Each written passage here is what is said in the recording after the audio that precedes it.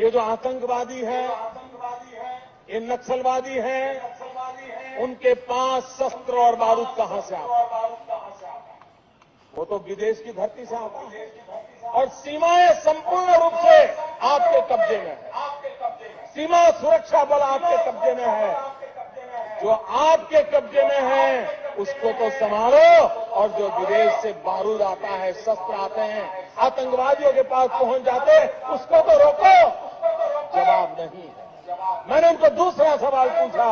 हमने कहा आतंकवादियों के पास धन आता है, हवाले से आता है, पूरा मनी ट्रांजैक्शन का कारोबार भारत सरकार के कब्जे में है, आरबीआई के अंडर में है, बैंकों के माध्यम से होता है।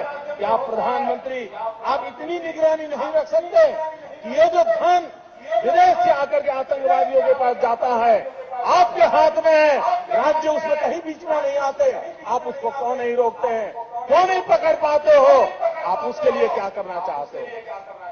मैंने तीसरा सवाल उनको पूछा कि विदेशों से घुसपैठ ही आते हैं, घुसपैठ ही आतंकवादियों के रूप में आते हैं, आतंकवादी घटनाएं करते हैं, भाग जाते हैं। प्रधानमंत्री जी आप मुझे बताइए, सीमाएं आपके हाथ में है, कोस्टल सिक्योरिटी आपके हाथ में है, बीएसएफ सेना सब आपके हाथ में है, नेवी आपके हाथ में है, ये विदेश से घुसपैठ के कैसे घुस जाते हैं? आतंकवादी विदेशों से यहां कैसे घुस जाते हैं? आप जवाब दीजिए। व्यवस्था आपके पास है, उनके पास जवाब नहीं था। मैंने चौथा सवाल पूछा। मैंने उनसे पूछा प्रधानमंत्री जी बताइए, सारा कम्युनिकेशन भारत सरकार के अंडर में है।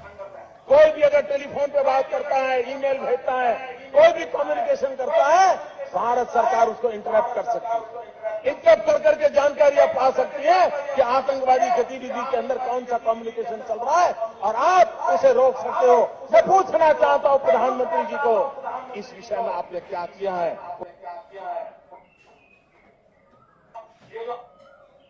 নমস্কার বন্ধুরা, আমি শিপক দাস, আপনারা দেখছেন সঙ্গে শিপক।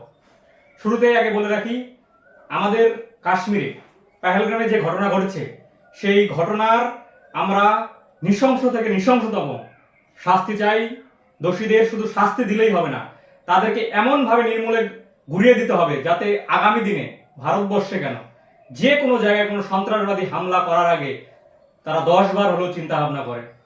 যেভাবে কাশ্মীরের বুকে হামলা হয়েছে, সেই হামলা আমাদের সারা ভারতবর্ষের ভারতবাসীকে মর্মাহত করেছে, নাড়িয়ে দিয়েছে।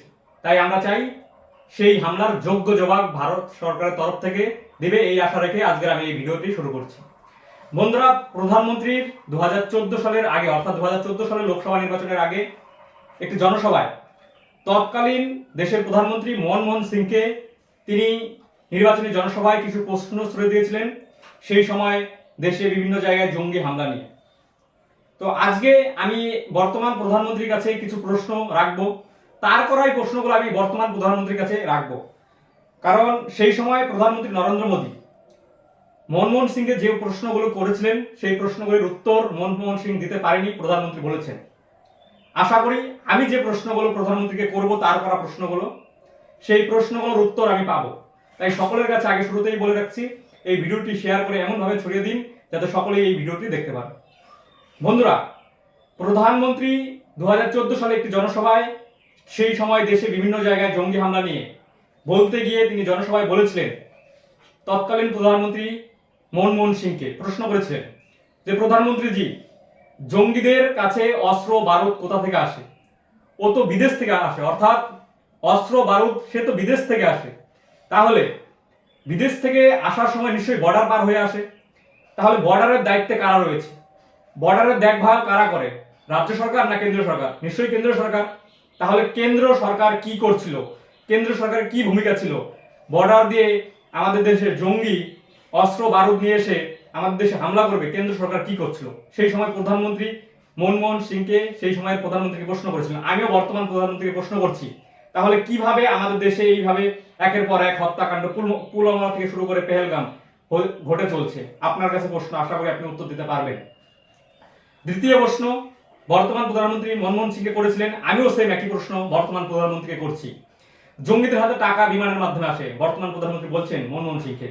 ব্যাংকের মাধ্যমে কালো টাকা আসে, আর ব্যাংকিং সেক্টর থেকে শুরু করে আরবিআই সমস্ত কিছুই তো কেন্দ্র সরকারের হাতে। কারণ আমাদের ভারতবর্ষের যুক্তরাষ্ট্রের ব্যবস্থায় অর্থনীতি সমস্ত বিষয়টাই দেখাশোনা করে কেন্দ্র সরকার, রাজ্য সরকারের এখানে কোনো হাত নেই।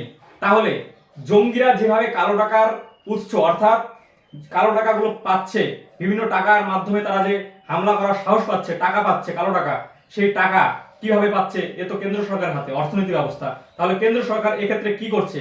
আশা করি আমি বর্তমান প্রধানমন্ত্রীর কাছে এর উত্তর পাবো। তারপর তৃতীয় প্রশ্ন বর্তমান প্রধানমন্ত্রী তৎকালীন প্রধানমন্ত্রী মনমোহন সিংকে করেছিলেন, জঙ্গিরা আসবে, হামলা করবে, চলে যাবে, এটা কিভাবে সম্ভব?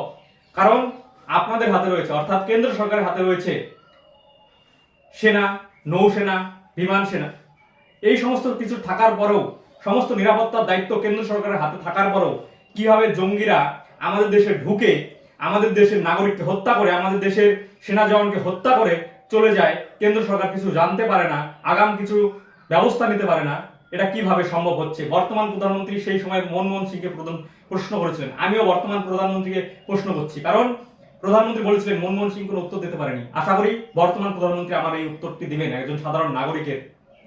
তারপর বর্তমান প্রধানমন্ত্রী মনমোহন সিং স্যারকে আরেকটি প্রশ্ন করেছিলেন যে ভারতের অভ্যন্তরীণ কমিউনিকেশন অর্থাৎ যোগাযোগ ব্যবস্থা সমস্ত কিছুই কেন্দ্র সরকারের হাতে।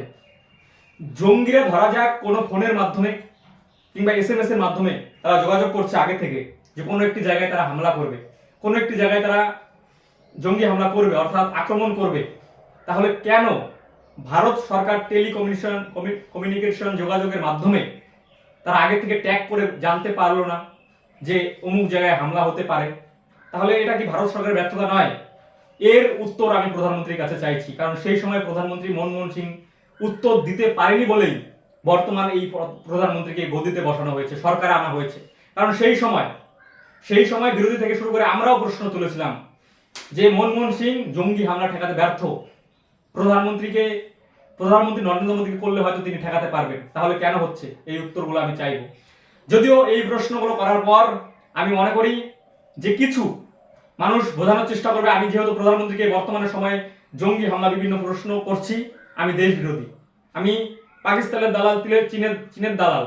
আমি সকলের উদ্দেশ্যে এই কথা বলে রাখতে চাই যে ভারতবর্ষ একটি গণতান্ত্রিক দেশ, এখানে সকলের মত প্রকাশের স্বাধীনতা রয়েছে, সরকারকে প্রশ্ন করার আমার স্বাধীনতা রয়েছে। আমার দেশে এসে নাগরিককে হত্যা করবে, আমি সরকারকে প্রশ্ন করব না, তাহলে তো স্বৈরাচারের নমুনা চলছে। আমি প্রশ্ন করলেই দেশ বিরোধী, আমি প্রশ্ন করলেই পাকিস্তানের দালাল, আমি প্রশ্ন করলেই চীনের দালাল, তাহলে তো দেশের বুকে কোনো গণতন্ত্র বলে জায়গা নেই, মানুষের মত প্রকাশ করার কোনো জায়গা নেই, স্বাধীনতা নেই। তাই সকলের উদ্দেশ্যে বলবো, এই সরকার যখন আসে সকলকে একটা বুক ভরা আশ্বাস নিয়ে এই সরকার ক্ষমতায় এসেছিল, আশ্বাস দিয়ে যে দেশে জঙ্গি হামলা কমবে, দেশে আচ্ছে দিন আসবে, 2 কোটি বেকারের চাকরি হবে, 15 লক্ষ করে প্রত্যেকের অ্যাকাউন্টে টাকা ঢুকিয়ে দেওয়া হবে। সেই সমস্ত নয়, বাদই গেল, 15 লক্ষ টাকা আমার দরকার নেই, 2 কোটি বেকারের চাকরির দরকার নেই। দেশের যে নিরাপত্তা, নাগরিকদের, দেশের সেনার নিরাপত্তা, নৌবাহিনীর নিরাপত্তা, বিমান বাহিনীর নিরাপত্তা, সেগুলো নিয়ে কেন প্রশ্ন হচ্ছে? কেন আমাদের দেশের সেনার কয়েকদিন পর পর জঙ্গিদের হাতে প্রাণ যেতে হবে?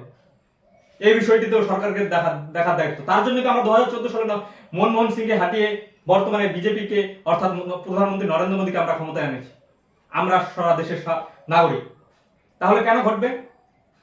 বিজেপিরা কিছু ক্ষেত্রে দাবি করে যে বিজেপি না থাকলে হিন্দুরা ভালো থাকবে না, বিজেপিকে সরকারে রাখতে হবে, তাহলে হিন্দুরা সেফটি থাকবে। বিজেপির কাছে প্রশ্ন, আপনারা দেশ থেকে শুরু করে রাজ্য, ভারতবর্ষের ম্যাক্সিমাম জায়গায় আপনারা ক্ষমতায় রয়েছে, তাহলে কেন হিন্দুরা খুন হচ্ছে? কংগ্রেস সময়েও জঙ্গি হামলা হতো, আপনাদের সময়ে জঙ্গি হামলা হয়, তাহলে বিজেপি সরকার জঙ্গি হামলা ঠেকাতে ব্যর্থ, তাহলে আপনাদের রাখার কোনো মানে আছে হিন্দুদের সুরক্ষা দেওয়ার জন্য? এই প্রশ্নগুলো আমি করছি। সকলের কাছে উদ্দেশ্য বলবো এই ভিডিওটি সকলের মাধ্যমে ছড়িয়ে দিবেন, কারণ আমি মনে করি সোশ্যাল মিডিয়া থেকে শুরু করে কিছু ক্ষেত্রে যেভাবে সরকারকে প্রশ্ন করলে তাকে দেশ বিরোধী হিসেবে দাগিয়ে দেওয়ার চেষ্টা হচ্ছে, তাকে হিন্দু বিরোধী হিসেবে দাগিয়ে দেওয়ার চেষ্টা হচ্ছে, তা দেশের জন্য আগামী দিনে ভয়ঙ্কর পরিস্থিতি হতে পারে। কেননা সরকারকে যদি আমি প্রশ্ন করার মতো জায়গায় না থাকি, সেই দেশে স্বৈরাচার কায়েম করবে, স্বৈরাচারী শাসকে পরিণত হবে। তাই প্রশ্ন করার মতো জায়গা সকলেরই থাকা দরকার। হ্যাঁ, বর্তমানে দেশে যা ঘটেছে সেই সরকার যা সিদ্ধান্ত নেবো সেই সিদ্ধান্তের সাথে আমরা সকলেই একমত থাকবো ঠিকই, কিন্তু তার মানে এটাও ঠিক সরকারের যে ভুলগুলো সেই ভুলগুলো ধরিয়ে দেওয়ার দায়িত্ব আমাদের আপনাদের সকলের। তাই সকলের উদ্দেশ্যে বলবো, লাইভটি শেয়ারের মধ্যে দিয়ে সকলের মধ্যে ছড়িয়ে দিন।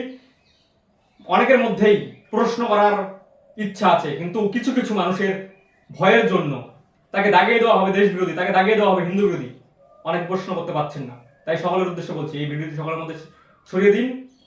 আবারও বলছি, কাশ্মীরে যে ঘটনা ঘটিয়েছে পাকিস্তানের জঙ্গিরা, ইসলামী জঙ্গিরা, তাদেরকে নির্মূলে বিনাশ করতে হবে। প্রধানমন্ত্রীর কাছে এই আবেদন রেখে আমি আজকের ভিডিওটি শেষ করছি। নমস্কার, ধন্যবাদ।